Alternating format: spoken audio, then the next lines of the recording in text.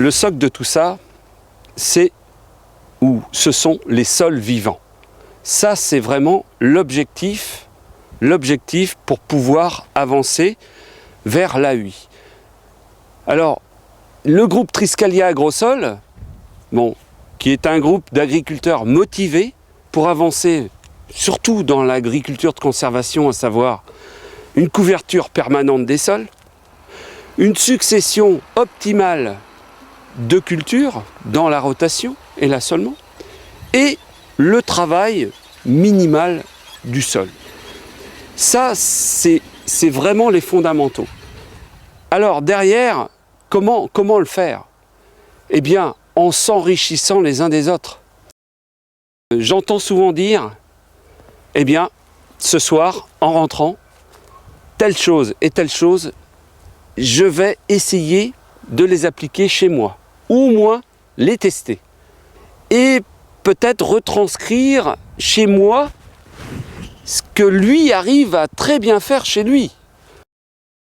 Le groupe Agrosol, qui a commencé en 2008, eh bien, au départ, c'était 20-30 personnes. Aujourd'hui, c'est 70. Ça couvre principalement le 56 et les bordures 35 et 22.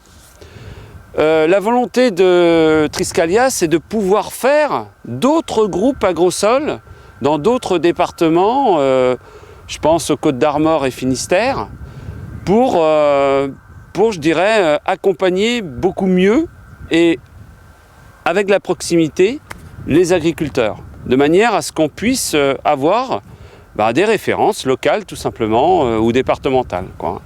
Donc c'est en train de prendre, ça évolue doucement on va dire, mais sûrement.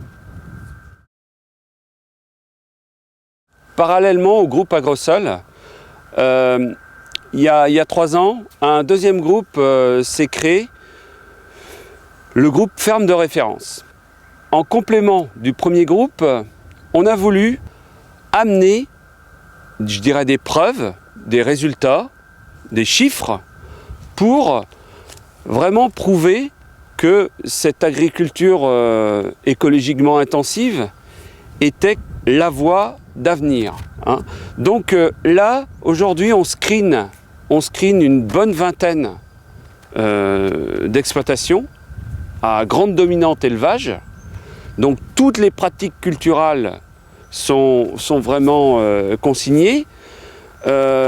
Et parallèlement aussi, on essaye de faire évoluer certaines techniques un peu dans la même mouvance que les groupes Agrosol.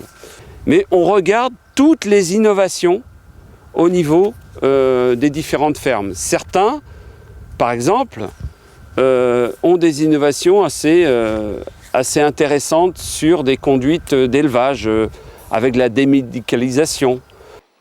Et là, sur 3 ans, force est de constater que, eh bien, on arrive à intensifier de manière écologique ce process avec ces techniques, je dirais, alternatives. Et on arrive au final à produire plus, voire mieux en qualité, avec moins d'énergie, moins d'intrants en général. Et surtout, quand je regarde, c'est principalement les postes engrais minéraux et protection phytosanitaire qui commencent à réduire. Voilà.